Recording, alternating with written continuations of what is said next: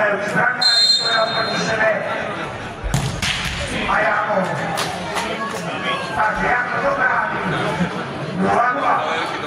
Saška Tošič, kedysi najlepší strelec Gemakova, dnes už Saša žije v Srbsku, ale do Gemakova sa zbýra vracia. Je to 0 pre Gemakova. Maťo Sakura, odpovede z Vangelského súpravu hráva v Konejci, v súčasnosti hráva v Raslaviciach.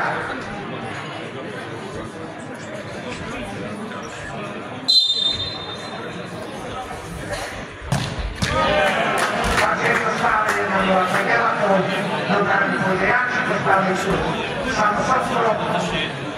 Samo Sotko je odpovede z Vangelského UFC. V súčasnosti hráč Gemakova hráva v Osvitníku.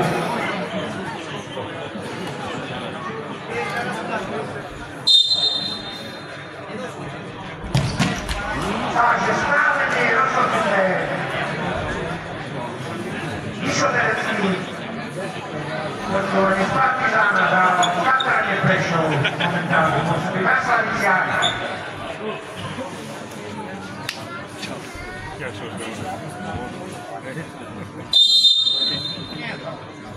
Nemohol sa zapovedať. Takže 1-1.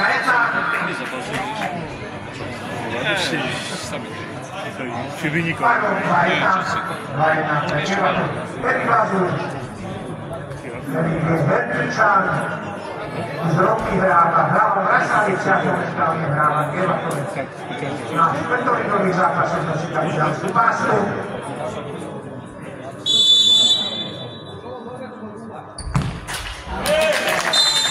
A Erik rozhodol okno.